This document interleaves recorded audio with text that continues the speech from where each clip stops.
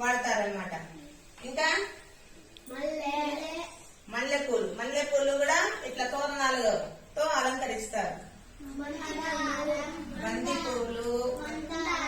బంతి పూలు, మందారము, చామంతి పూలు, ఇవన్నీ కూడా మీరు ఇంటి తోరణాలకు గాని గోడలకు గాని అంతా అలంకరిస్తారు కదా. నెక్స్ట్ ఔషధాల తయారీలో వాడే పుష్పాలు వేప,